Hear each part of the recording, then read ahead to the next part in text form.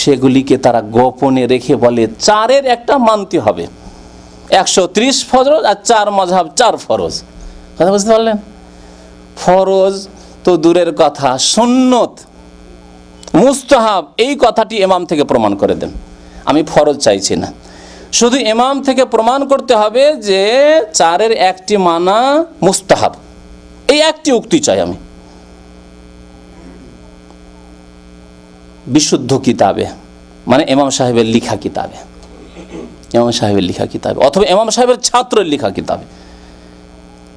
ইমাম সাহেবের লেখা বা তার ছাত্র এতদূর আস্থা করা যায়, কিন্তু ইমাম সাহেবের 500-700 বছর পর তার নাম দিয়ে জগা খিচুড়ি বানিয়ে রেখে দিলেন আর বললেন যে দেখো ফরজ হয়ে গেছে। কতদিন পর ফরজ? বলছে যে 500 বছর পর ফরজ। ইমাম সাহেবের ইন্তেকালের 500 বছর পর ফরজ হয়ে গেল, তাহলে তো চলবে না। হয় ইমাম সাহেব লিখেছেন বলেছেন অথবা ইমামের ছাত্ররা লিখেছেন। এই কথা বললে গালি দেওয়া হয় না, বরং তার প্রতিনিধিত্ব করা হয়, তার দিকে আহ্বান করা হয়, তিনি যা বলেছেন তার সঠিক আদর্শের দিকে ডাক দেওয়া হয় যে তাঁরা আল্লাহ রসুলের দিনের খেদমত করেছেন, কোরআন এবং হাদিসের খেদমত করেছেন, আপনিও তাদের অন্তর্ভুক্ত হয়ে যান, তাদের দলে শামিল হয়ে যান। ওই পুরস্কৃত আল্লাযীনা আনআমতা আলাইহিম, আল্লাহ যাদেরকে পুরস্কার করেছেন তাদের দলে শামিল হয়ে যান, আপনিও দিনের খাদেম হয়ে যান। যতটা আপনাকে যোগ্যতা দিয়েছে আপনিও খেদমত করুন। আপনি নিজে বলতে না পারছেন, লিখতে না পারছেন, যা কিছু আলেম ওলামারা বলেছেন, আইম্মায়ে কেরাম বলেছেন, তা কিছু পৌঁছান আপনি মানুষের কাছে, ক্যাসেট পৌঁছান, কিতাব পৌঁছান, সঠিক দাওয়াত ভাইদের কাছে পৌঁছান, নামাজের কথা পৌঁছান, আকীদার কথা পৌঁছান, এভাবে প্রতিনিধিত্ব। যাই হোক, কথা বেড়ে যাচ্ছে। নবী করিম সাল্লাল্লাহু আলাইহি সাল্লামের উপর যে কোরআন নাযিল করলেন, আল্লাহ চ্যালেঞ্জ করলেন সারা বিশ্বের মানুষের কাছে, কারণ তারা অস্বীকার করেছিল। অস্বীকার করলে 2-এর একটা করো, অস্বীকার যদি করো তো চ্যালেঞ্জ গ্রহণ করো এবং এই রকমের কোরআনের সূরার মতো সূরা বা আয়াতের মতো আয়াত নিয়ে আসো, রচনা করো তোমরা, যদি মানব রচিত কোরআন হয় তাহলে। আর যদি না পারো তাহলে স্বীকার করতে বাধ্য, সারেন্ডার করতে বাধ্য যে এটি আল্লাহ প্রদত্ত কিতাব, আল্লাহর বাণী, কালামুল্লাহ, মানুষের কথা নাই, মানব রচিত নয়। মহান আল্লাহ এই প্রসঙ্গে 3টি আয়াত উল্লেখ করেছেন কোরআনে কারিমে। একটি আয়াতে মহান আল্লাহ ইরশাদ করেছেন জিন এবং মানুষকে চ্যালেঞ্জ করে, কুল, হে নবী বলো, লাইন ইজতামাতিল ইনসু ওয়াল জিন্নু আলা আন ইয়াতু বিমিসলি হাযাল কোরআন লা ইয়াতুনা বিমিসলিহি ওয়ালাউ কানা বা'দুহুম লিবা'দিন যাহিরা। যদি সারা বিশ্বের মানুষ এবং জিন একত্রিত হয়ে যায়, লাইন ইজতামাত, একত্রিত হয়ে যায়। আজকে সারা বিশ্ব একত্রিত কোথাও নেই, আছে কি না? ছড়িয়ে ছিটিয়ে আছে, ছড়িয়ে ছিটিয়ে আছে। তার মধ্যে যদি দুটো একটি শক্তিশালী দেশ একদিকে হয়ে যায় তো সারা বিশ্বেও কাঁপতে শুরু করছে, যে কি হবে, বড় বড় কয়েকটি শক্তি একদিকে হয়ে গেছে, তাহলে আর কিছু থাকবে না, বিশ্বযুদ্ধ হবেই হবে, ঠিক কিনা? বিশ্বযুদ্ধর মনে হচ্ছে যে পূর্বাভাস পাওয়া যাচ্ছে, ইত্যাদি ইত্যাদি কত রকমের মন্তব্য, কল্পনা জল্পনা শুরু হয়ে যাচ্ছে। আল্লাহ বলছেন যদি 2-4টি দেশ নয়, আর সারা বিশ্বে শুধু মানুষ নয়, লাইনে ইজতামাতিল ইনসু ওয়াল জিন, মানুষ এবং জিন যদি সারা বিশ্বের একত্রিত একই প্ল্যাটফর্মে একত্রিত হয়ে যায়, কি জন্য? আলা আন ইয়াতু বিমিসলি হাযাল কোরআন, এই কোরআনের মতো একটি কোরআন নিয়ে আসার জন্য। একটি কোরআন নিয়ে আসো, লা ইয়াতুনা বিমিসলিহি, আল্লাহ বলছেন শুনে নাও, রেজাল্ট শুনে নাও। নিয়ে আসা তো দূরের কথা, পরের কথা, কখনো নিয়ে আসতে পারবে না এইরকম কোরআন, কখনো নিয়ে আসতে পারবে না। আর এক আয়াতে সূরার চ্যালেঞ্জ করেছেন, কোরআন নিয়ে আসতে পারবে, ঠিক আছে, কোরআন নিয়ে আসতে পারছো না, এরকম রচনা করে একটি সূরা রচনা করে নিয়ে আসো। আর এক আয়াতে আল্লাহ রাব্বুল আলামিন একটি আয়াত নিয়ে আসার কথা বলেছেন, এইরকম ভাব ভঙ্গিমার আর এইরকম বচনের, এইরকম অলঙ্কারপূর্ণ আর এইরকম ফাসাহাত এবং বালাগাতের সাথে এইরকম বাণী নিয়ে এসো তোমাদের, রচনা করে কোরআন কারীমের মতো। এই চ্যালেঞ্জের জন্য চেষ্টাও করেছিল, চ্যালেঞ্জ গ্রহণ করার এবং এর মোকাবেলা করার জন্য চেষ্টা করেছিল মক্কার বড় বড় কবিরা। তারপরে সূরা কাউসার, নবী করিম সাল্লাল্লাহু আলাইহি ওয়াসাল্লাম একটি বর্ণনায় সূরা কাউসার লিখে ঝুলিয়ে দিয়েছিলেন। তারা এসে পড়ে, এক একটা কবি আসে আর পড়ে, ইন্না আতাইনাকাল কাউসার ফাসাল্লি লিরাব্বিকা ওয়ানহার ইন্না শানিয়াকা হুয়াল আবতার। আর পরে আর শেষখানে লিখে একটি বর্ণনা এরকম এসছে, লাইসা হাযা মিন কালামিল বাশার। আরব কবিরা প্রতিযোগিতা করত। তো এটা দেখার পরে সবাই এক বাক্যে লিখলো যে এটি মানুষের কথা নয়, লাইসা হাযা মিন কালামিল বাশার, এটি মানুষের কথা নয়। মানুষের কথা হলে আমরা কম্পিটিশন করতে পারতাম, প্রতিযোগিতা করতে পারতাম, এটি লাইসা হাযা মিন কালামিল বাশার। স্বীকার করেছে, কিন্তু আল্লাহ তৌফিক দেয়নি, তাদের তৌফিক হয়নি, যেহেতু চাহিদা হয়নি। চাহিদা না হলে আল্লাহর তৌফিক হয় না। মনে রাখবেন এই কথা, যে মানুষের চাহিদা না হলে তৌফিক হয় না। এক শ্রেণী বেনামাজি আছে আমাদের জাতিতে, যদি কোনো মুরব্বী বা হুজুর মানুষ, আলেম মানুষ বলে নামাজটা ভালো করে পড়িয়েন, কি বলে জানেন? হুজুর দোয়া করবেন। বেশ কিছু ক্যাম্পে গিয়েছে, এরকম শিক্ষিত লোকেরা আছে। তো আরও শিক্ষিত লোকেরা বলছে যে ভাই, এই যে ম্যানেজার আছেন, এই যে আমাদের ডাইরেক্টর আছেন, সব কিছু ভালো, নামাজটা একটু। তখন বলছে হুজুর দোয়া করবেন। তা আমি বলি যে ভাই, দোয়া কখন কাজ দিবে? হ্যাঁ, দোয়া কাজ দিবে আপনি নড়াচড়া করবেন, তাহলে তো দোয়া কাজ দিবে। আর আপনি নড়াচড়া হরকত করবেন না, দোয়াতেই সব কিছু পাল্টে দিবে, এটা তো হয় না। তো আপনি ডিউটি যান না, শুয়ে থাকেন, আপনি হুজুর দোয়া করবেন যাতে করে স্যালারিটা পাই। হ্যাঁ, ডিউটি করিয়েন না, বা দেশে চলে যান, ছুটি লাগিয়ে 6 মাস ছুটি লাগিয়ে যান, 6 মাস থাকেন, আবার আসেন, 1 সপ্তাহ থেকে আবার এন্ট্রি লাগিয়ে চলে যান, আর বলে হুজুর দোয়া করবেন আমি দেশে থাকছি যাতে করে বেতনটা ঠিক মতো পাই। আছে কোনো বান্দা দেবে? যতই আল্লাহ আল্লাহ হন না কেন, কাউকে দেবে না, আমাকেও দেবে না। জি, তাহলে দুনিয়ার ক্ষেত্রে তো শুধু দোয়ার উপরে আস্থা ভরসা করেন না, কর্ম করছেন আর দোয়ারও আশা করছেন, যে দোয়াও যাতে মা বাবার থাকে, বড়দের থাকে, আর কর্মও করি।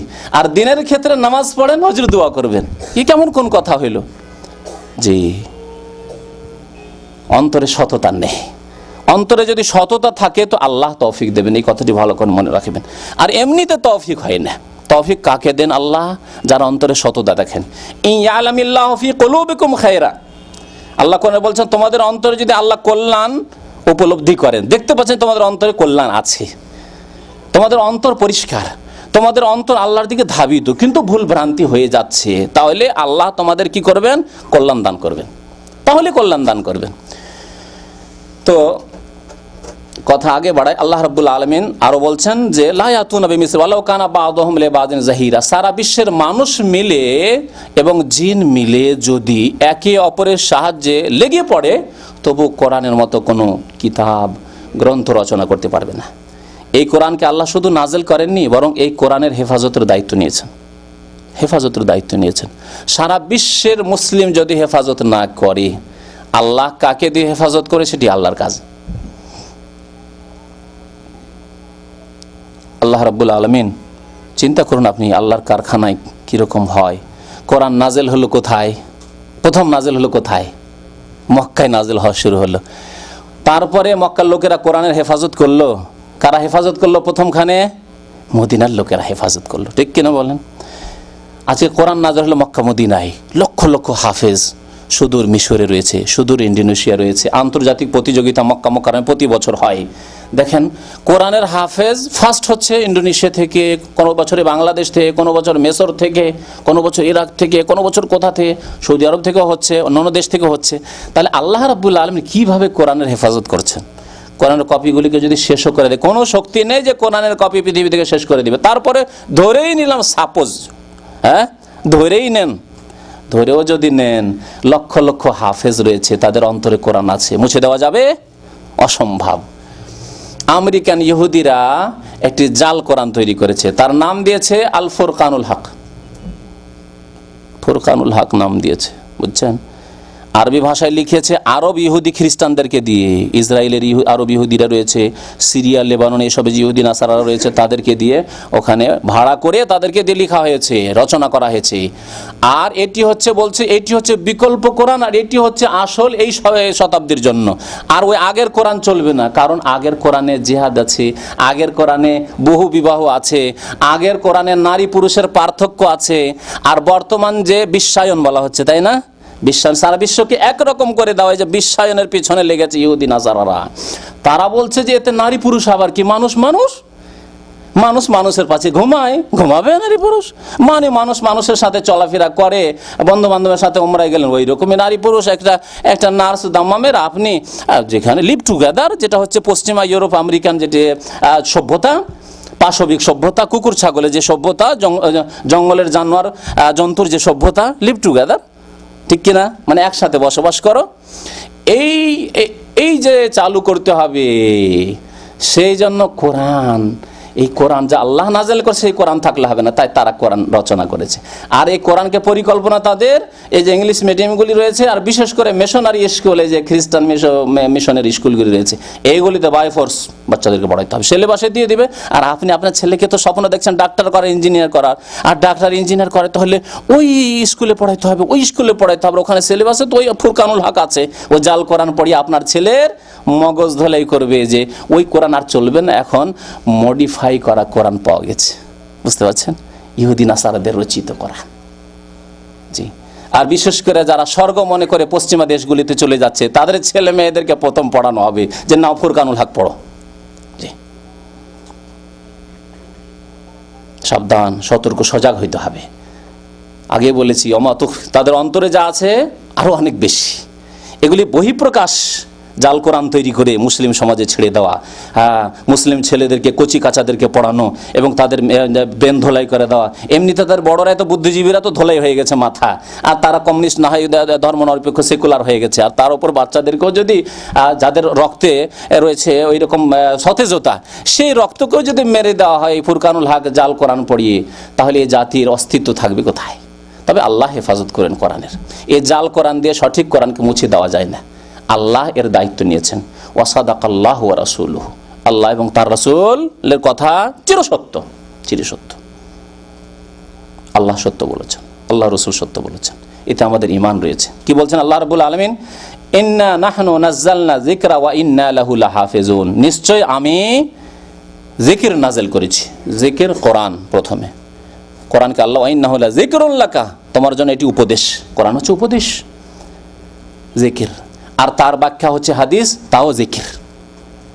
কোরআন এবং হাদিস আমি নাযিল করেছি, ওয়াহি নাযিল করেছি, এক কথায় ওয়াহি। কোরআন ও ওয়াহি, হাদিস ও ওয়াহি। ওয়া ইন্না লাহু লাহাফিজুন, এবং নিশ্চয় নিশ্চয় আমি তার সুরক্ষার ব্যবস্থা নেব। আল্লাহ রাব্বুল আলামিন বলছেন আল্লাহ হেফাজত করবেন। কাকে দিয়ে করবেন? ওয়া ইন তাতাওয়াল্লাউ ইস্তাবদিল কওমান গায়রাকুম সুম্মা লা ইয়াকুনু আমসালাকুম, এই কথা আল্লাহ কোরআনে বলেছেন। হে মুসলিম জাতি, যারা বাই বার্থ জন্মগত মুসলিম, তোমরা যদি ফিরে যাও, কোরআনের হেফাজত না করো, ওই জাল কোরআন যদি ফুরকানুল হক পড়তে লাগো, তাহলে কাফেরের ঘর থেকে আমি মুসলমান জন্মাবো। আর তারপরে তারা তোমাদের মতো অবাঞ্ছিত হবে না, তোমাদের মতো সব অপদার্থ হবে না, তোমাদের মতো সেকুলার হবে না, তোমাদের মতো নাস্তিক হবে না, তোমাদের মতো বিধর্মী বুদ্ধিজীবী হবে না, বরং তারা এই কোরআনের হেফাজত করে। সুম্মা লা ইয়াকুনু আমসালাকুম, তারা তোমাদের মতো হবে না। আর এর যদি বাস্তব প্রমাণ দেখতে চান, তাহলে ইউরোপ, আমেরিকা, পশ্চিমা দেশের যে সব ইসলাম চর্চা করে যে সব লোকেরা, তাদেরকে দেখবেন। মদিনা ইউনিভার্সিটিতে দেখতাম আমি, আর মাঝে মাঝে খুব লক্ষ্য করে দেখতে থাকতাম যে প্রথম কাতারে তাহাজ্জুদ পড়ছে, তার আগে তাহাজ্জুদ পড়ে, আজানের আগে থেকে তাহাজ্জুদ পড়ে তারা মসজিদে বসে আছে। প্রথম কাতারে কোনখানকার ছেলে? ফ্রান্সের, ব্রিটেনের, জার্মানির, অস্ট্রেলিয়ার, কোথাকার ছেলে, কানাডার, ওসব ছেলে প্রথম কাতারে। দাড়িতে হাত লাগায় না, টাকনার উপরে কাপড়। আল্লাহু আকবার। তাদের ঘর থেকে এগুলি সব কনভার্টেড মুসলিম, তাদের বাবারা এখন ওই ইহুদি নাসারা হয়ে আছে। তাহলে আল্লাহ রাব্বুল আলামিন যে কোরআনের হেফাজত করবেন কাকে দিয়ে? আল্লাহ রাব্বুল আলামিন তার পূর্ব আভাস আমাদের চোখের সামনে দেখিয়ে দিয়েছেন। আপনি জন্মগত মুসলমান, শুধু জাতিতে মুসলমান, গরু খাওয়া মুসলমান হলে, আল্লাহ অন্যকে মুসলমান বানিয়ে তার দ্বারা কাজ নেবেন। আল্লাহ রাব্বুল আলামিন এই কোরআন যে নাযিল করেছেন, এই কোরআন বিশ্ব মানুষের জন্য আলো। এই আলো থেকে যারা আলো নেবে, যারা নিজের জীবনকে আলোকিত করবে, তারাই হয় ভাগ্যবান। আল্লাহ রাব্বুল আলামিন এমনকি প্রিয় নবী মুহাম্মদ রাসূলুল্লাহ সাল্লাল্লাহু আলাইহি ওয়াসাল্লামকে আলোকিত করেছেন, তার জীবনকে আলোকিত করেছেন, তাকে পথ নির্দেশনা দিয়েছেন।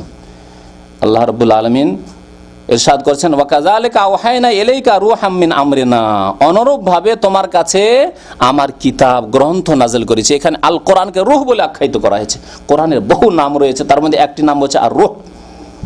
রূহ মানে আত্মা হয়, রূহ মানে জিবরাইল হয়, আর একটি মানে সেখানে অর্থ, সেখানে রূহ মানে আল কোরআনুল কারীম। কোরআন কারীমের নাম বলা হয়েছে আত্মা। আমার আদেশের রূহ অর্থাৎ কোরআন কারীম আমি নাযিল করেছি। মা কুনতা তাদরি মাল কিতাব ওয়ালাল ঈমান, হে নবী মুহাম্মদ সাল্লাল্লাহু আলাইহি ওয়াসাল্লাম, তুমি জানতে না যে কিতাব বাকি আর ঈমান বাকি, তুমিও জানতে না মুহাম্মদ সাল্লাল্লাহু আলাইহি ওয়াসাল্লাম।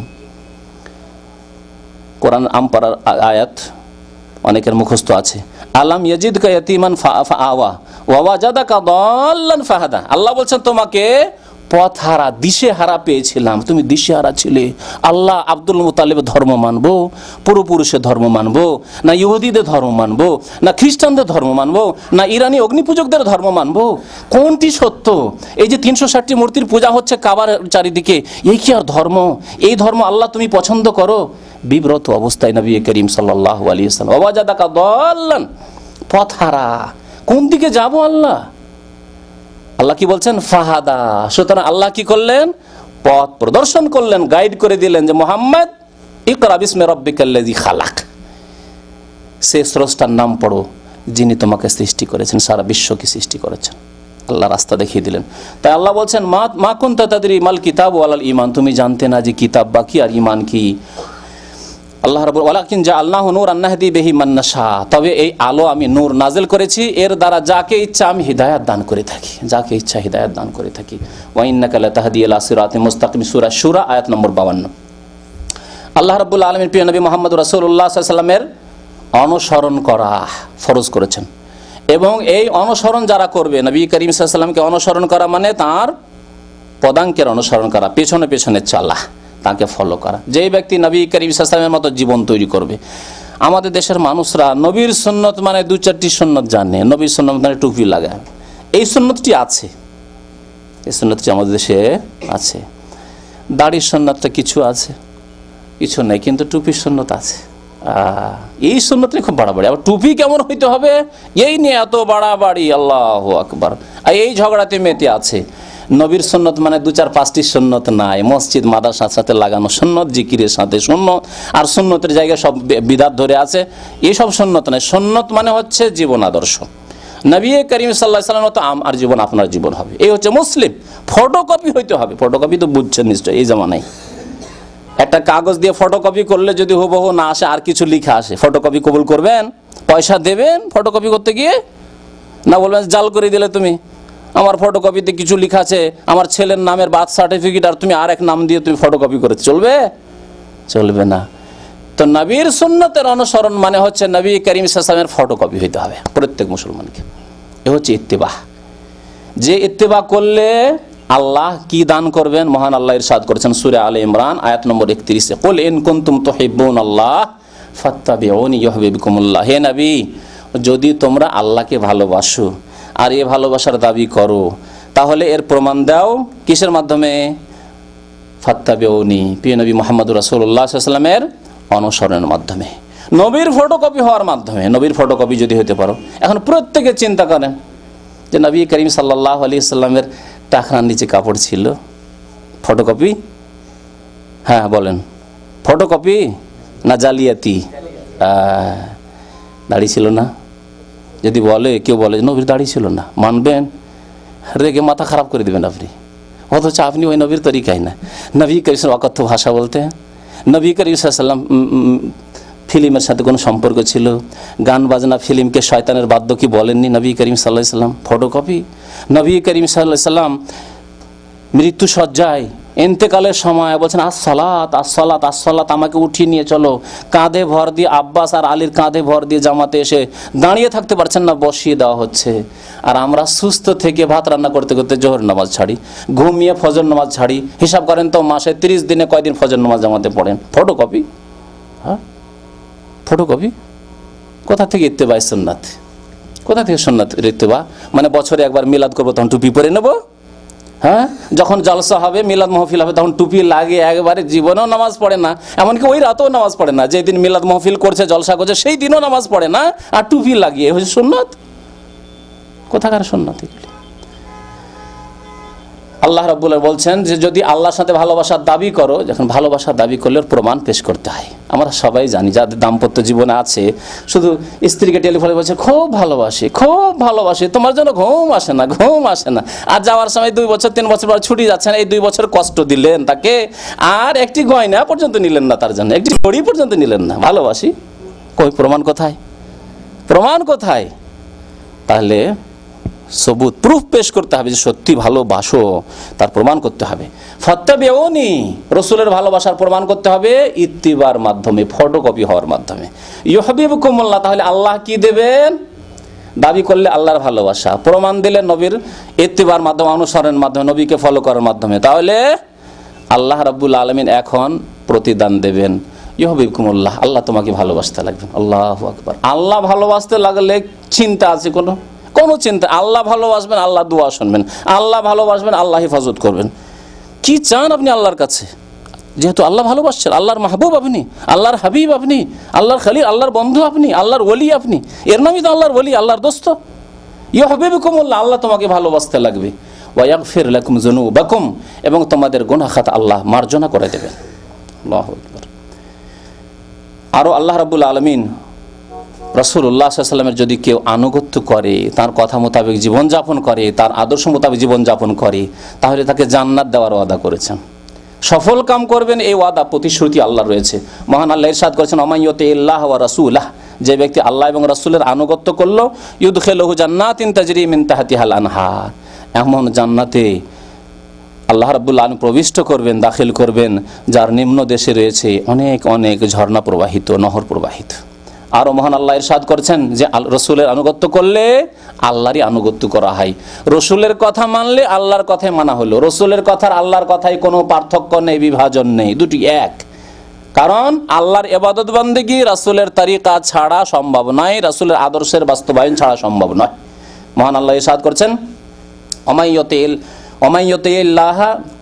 ওমান ইউতিইর রাসূল ফাকাদ আতা আল্লাহ, যে ব্যক্তি রাসূলের আনুগত্য করলো সেই ব্যক্তি আল্লাহর আনুগত্য করলো। ওমান ইউতিইর রাসূলা, যে ব্যক্তি রাসূলের আনুগত্য করলো সেই ব্যক্তি আল্লাহরই আনুগত্য করলো। সূরা নিসা আয়াত নম্বর 80। মহান আল্লাহ আরো ইরশাদ করেছেন, ওমান ইউতিইল্লাহ ওয়া রাসূলাহু ফাউলাইকা মাআল্লাযীনা আনআমা আল্লাহু আলাইহিম মিনান নাবিয়্যিনা ওয়াস সিদ্দীকিনা ওয়াশ শুহাদা'i ওয়াস সালিহিন ওয়া হাসুনা উলাইকা রাফিকা। যারা আল্লাহ এবং রাসূলের আনুগত্য করবে, রাসূলের আদর্শ মোতাবেক জীবনযাপন করবে, তারা নবীদের সাথে থাকবেন, শহীদদের সাথে থাকবেন, ওলামাদের সাথে থাকবেন, তারা সালেহিন সিদ্দিকিনদের সাথে থাকবেন। আল্লাহ রাব্বুল আলামিন পুরস্কৃতদের কথা এখানে লিস্ট বর্ণনা করেছেন, আর তাদের সংসর্গে থাকতে পাবেন। আল্লাহ রাব্বুল আলামিন নবী করিম সাল্লাল্লাহু আলাইহি ওয়াসাল্লামের মহব্বত, ভালোবাসাকে ফরজ করেছেন। নবীর ভালোবাসা ফরজ, এবং এই ভালোবাসা কাজে কর্মে আকীদা আমলে ভালোবাসা হইতে হবে, শুধু মুখের দাবি করলে হবে না, আর মৌসুমি ভালোবাসা বাসলে হবে না। এখানে একটি কথা আরো মনে পড়ে গেল, বলে দিই। আমার দেশে মৌসুমি ভালোবাসার প্রদর্শনী রয়েছে, ঠিক কিনা? আর গত সপ্তাহে একটা কথা বলেছিলাম, আর সেটার ওয়াদা পূরণ করিনি, তার কারণটা এখানে বলে দেওয়া হবে। গত সপ্তাহে কথা বলেছিলাম যে আগামী সপ্তাহগুলিতে ইনশাআল্লাহ তাআলা হাসান হুসাইন রাদিয়াল্লাহু তাআলা আনহুমা সম্পর্কে আলোচনা করব। কিন্তু ওলামাদের, আইম্মাদের কিছু কথা পড়লাম, খুব মূল্যবান কথাটি শুনুন। তারা বলেছেন যে বিদাতীদের লক্ষণ হচ্ছে মৌসুমে কিছু চর্চা করা। যখন মুহররম আসলো তখন হাসান হোসেনের চর্চা করা, ঠিক কিনা? মুহররম মাসে শুধু হাসান হোসেনের চর্চা, আর 11 মাস আর নেই। দেখতে পাচ্ছেন না? মাতম করা, ইয়া হোসেন ইয়া হোসেন ইয়া হোসেন, এগুলি কখন? এই মুহররমে। আচ্ছা, 12 রবিউল আউয়াল যখন আসলো তখন বিদাতীদের ঈদ মিলাদুন নবী পত্র পত্রিকা, আর তাদের দেশে জলসা অনুষ্ঠান, আর মিলাদের শেষ নেই। বরং এক শ্রেণীর লোকেরা একটু চাতুরতা করতে শুরু করেছে। কি জানেন? আমার দেশের কিছু চতুর আর চালাক আলেমরা রয়েছে, বিদাত করে কিন্তু চালাকির সাথে, বেকুবি করে নাই, খুব চালাকি করে। এক আলেমের সাথে আমার কাসিমে, বাংলাদেশের খুব বড় আলেম, নাম বলবো না, ঢাকা আলিয়া মাদ্রাসায় পড়িয়ে এসেছেন তিনি, ব্যাংকে আবার চাকরি করতে দেখেন। তো যাই হোক, তিনি কথায় কথায় আমাকে বলছেন যে মিলাদুন নবী করা বিদাত, কিন্তু সিরাতুন নবী করা যেতে পারে। আমি বললাম, বড় চালাকের সাথে নামটা পাল্টিয়ে দিলেন, কাজ একই। বিদাতিরা মিলাদ করছে, আপনি সিরাত করছেন, আর রবিউল আউয়াল মাসে, আর সারা বছর নাই। বুঝতে পেরেছেন? তো বিদাতীদের লক্ষণ হইল রবিউল আউয়াল মাসে শুধু নবী করিম সাল্লাল্লাহু আলাইহি ওয়াসাল্লামের জীবনী চর্চা করা, সিরাতুন নবীর নামেই হোক। যেমন চালাক যারা বিদাতি, তারা সিরাতুন নবীর নামে করছে, আর যারা চালাক নাই বরং করে যাচ্ছে ওই মিলাদের নাম, ঈদে মিলাদুন নবী করে যাচ্ছে। আর কিছু লোক আমার দেশে তো রয়েছে, মাশাআল্লাহ, সারা বছর মিলাদ চলতে আছে। রসুলের সুন্নতের বা আমল নাই, কিন্তু মিলাদ সারা বছর চলতে আছে, জন্মবার্ষিকী সারা বছর পালন হচ্ছে।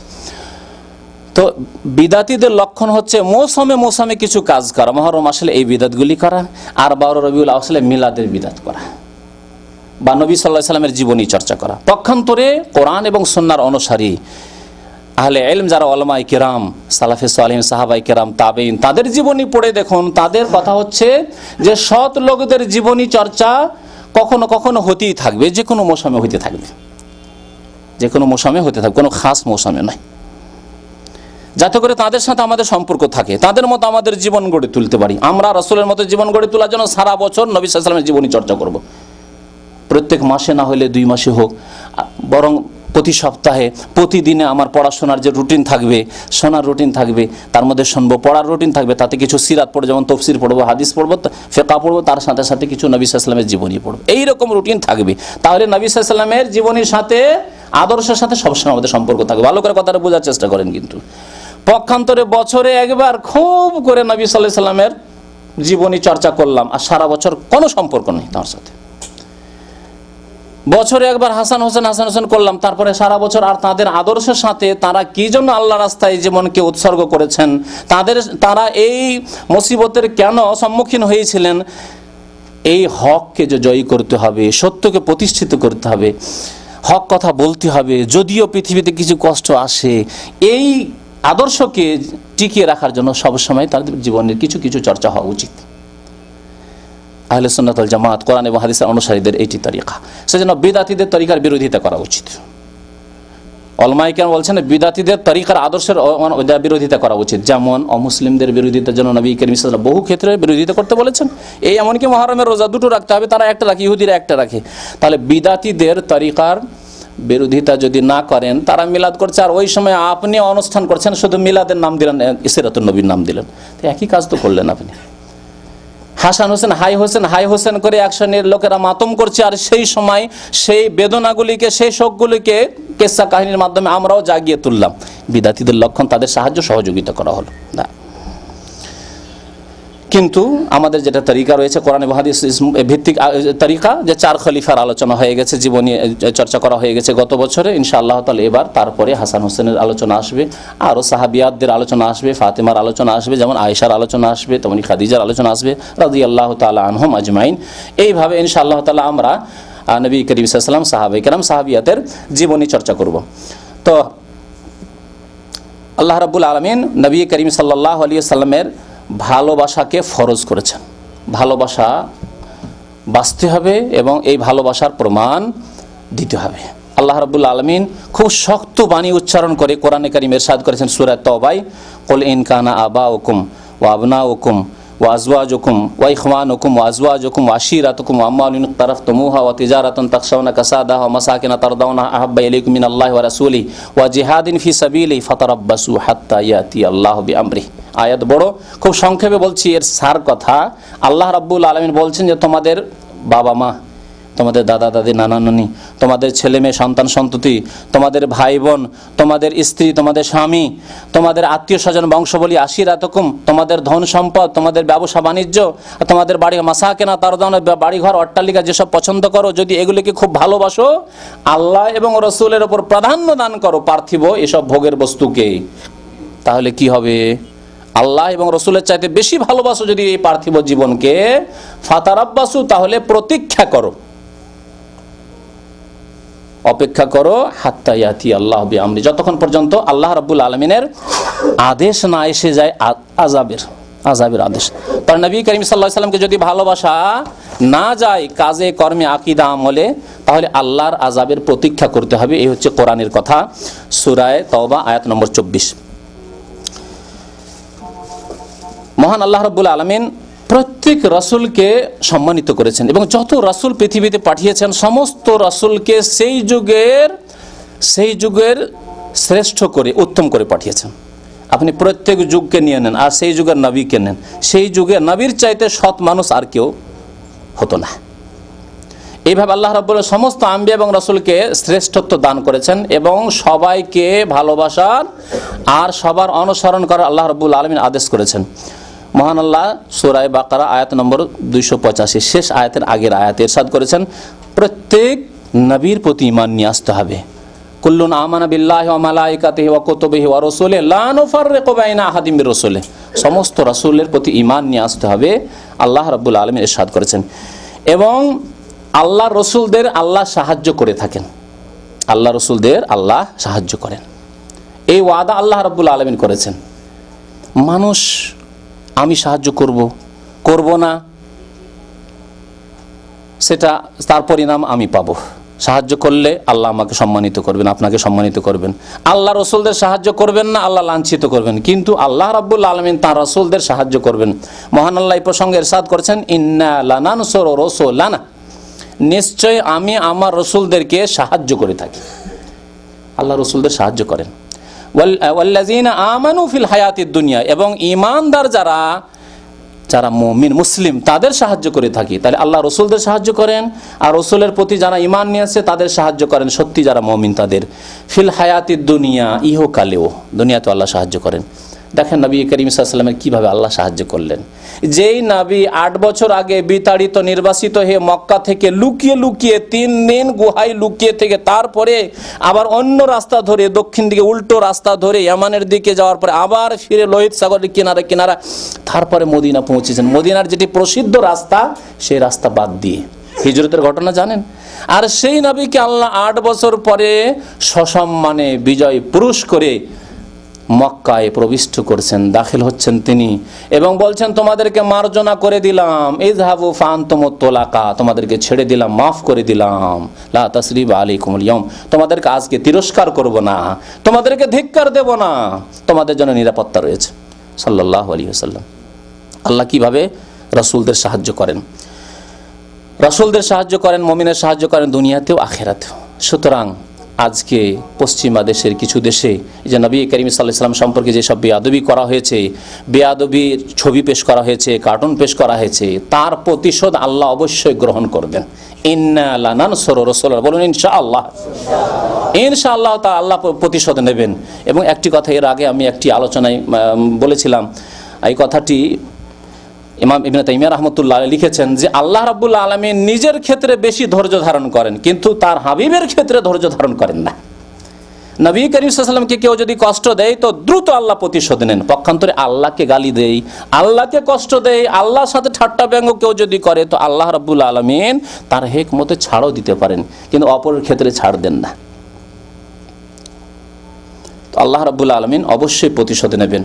এবং আমাদের দায়িত্ব হচ্ছে প্রিয় নবী মুহাম্মদ রাসূলুল্লাহ সাল্লাল্লাহু আলাইহি ওয়াসাল্লামের সাহায্য করা, তার দ্বীনের সাহায্য করা। ইন তানসুরুল্লাহ ইয়ানসুরুকুম, মহান আল্লাহ ইরশাদ করেছেন সূরা তওবা আয়াত নম্বর 40, ইল্লা তানসুরুহু ফাকাদ নাসারাহুল্লাহ, তোমরা যদি আল্লাহর রাসূলের সাহায্য না করো তা আল্লাহ সাহায্য করবেন, আল্লাহ সাহায্য করবেন।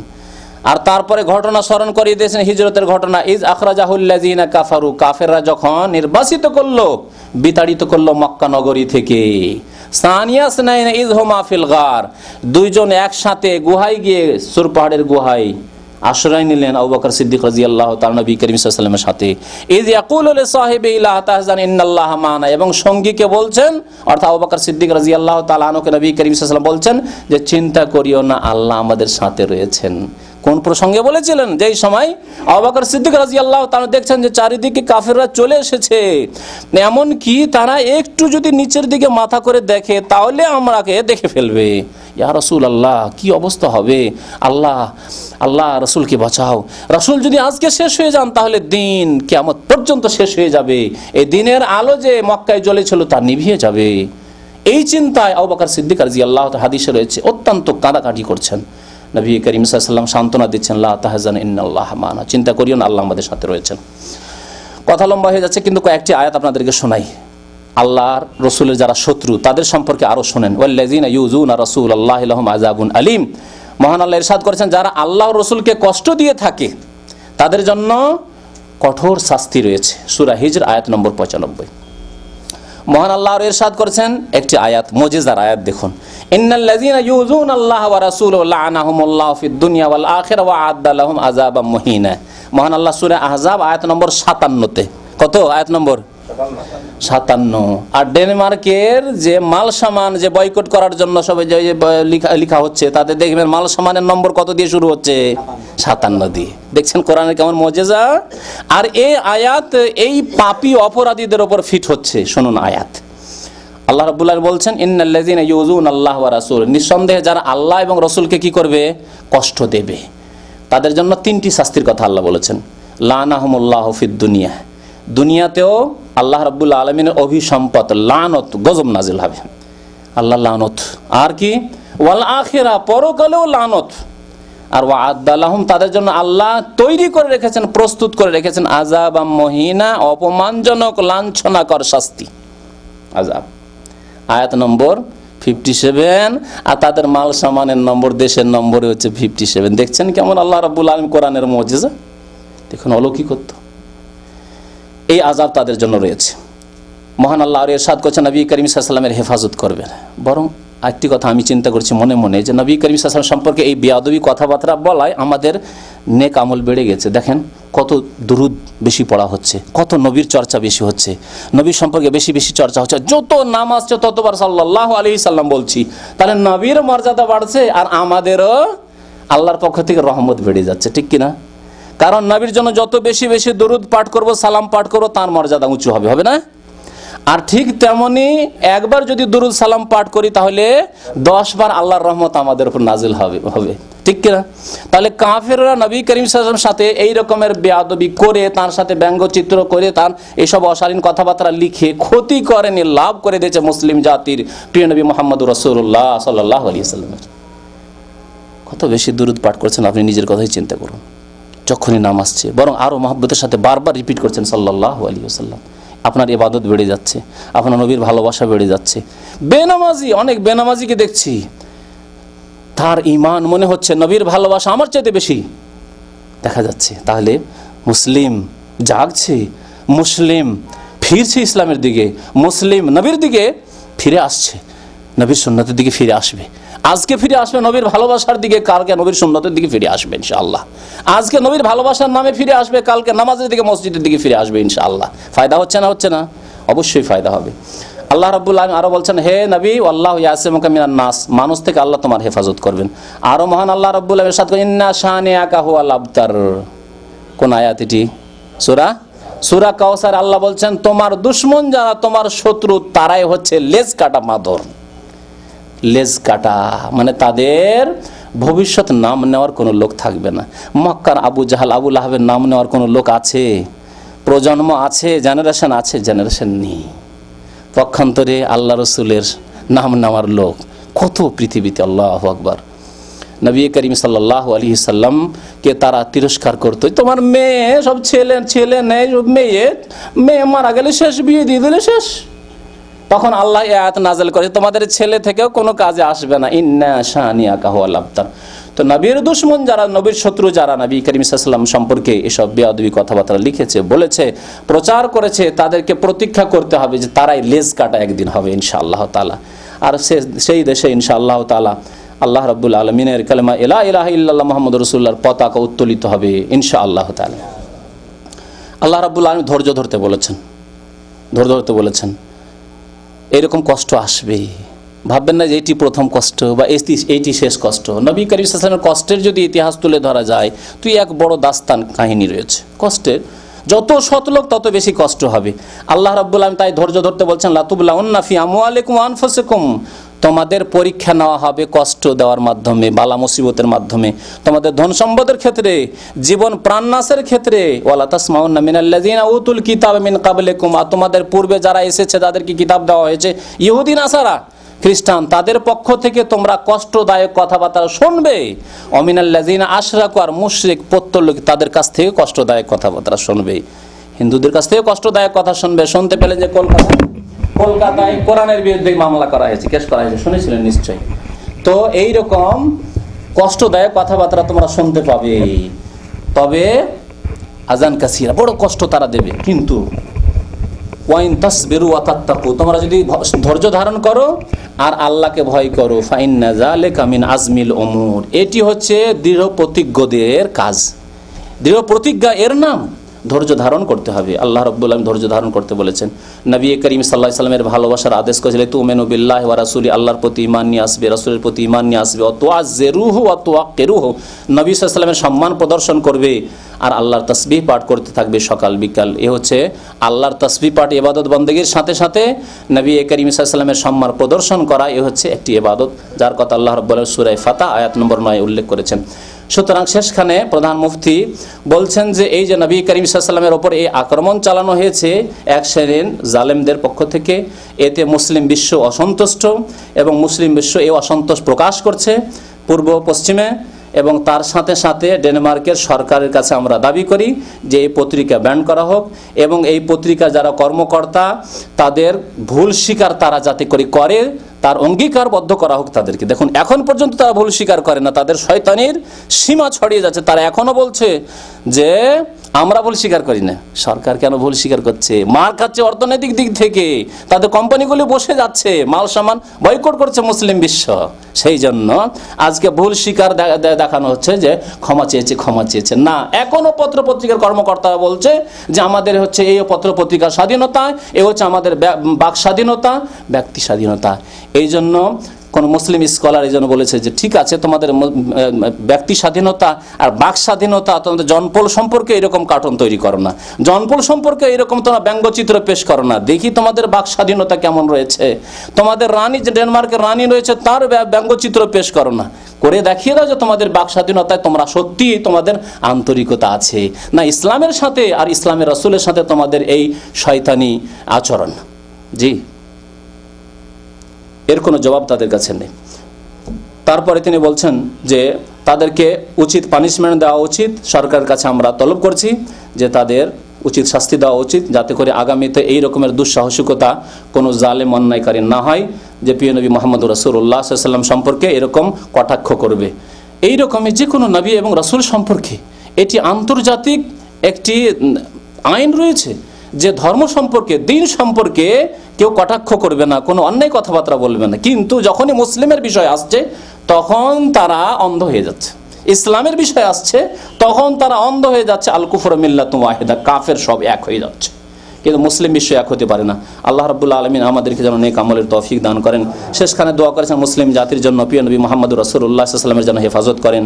আল্লাহ রাব্বুল আলামিন জালেমদের থেকে আমাদের প্রিয় নবীর হেফাজত করেন, প্রিয় নবীর মান ইজ্জতের হেফাজত করেন, এই উম্মতে মুসলিমার হেফাজত করেন। আল্লাহ রাব্বুল আলামিন তার দ্বীনকে যেন সাহায্য করেন, দ্বীনকে যেন শক্তিশালী করেন, এই দ্বীনের কালিমা লা ইলাহা ইল্লাল্লাহ মুহাম্মাদুর রাসূলুল্লাহকে যেন উত্তোলিত করেন। আল্লাহ যেন রাব্বুল আলামিন এই কোরআন কারীমের আইনকে সারা বিশ্বে বাস্তবায়িত করেন। আল্লাহ রাব্বুল আলামিন আমাদের নয়নকে যেন ঠান্ডা করেন কালিমা লা ইলাহা ইল্লাল্লাহ মুহাম্মাদুর রাসূলুল্লাহর সারা বিশ্বে বাস্তবায়নের মাধ্যমে। ওয়া সাল্লাল্লাহু আলা নবিয়িনা মুহাম্মদ ওয়া আলা আলিহি ওয়া সাহবিহি আজমাইন।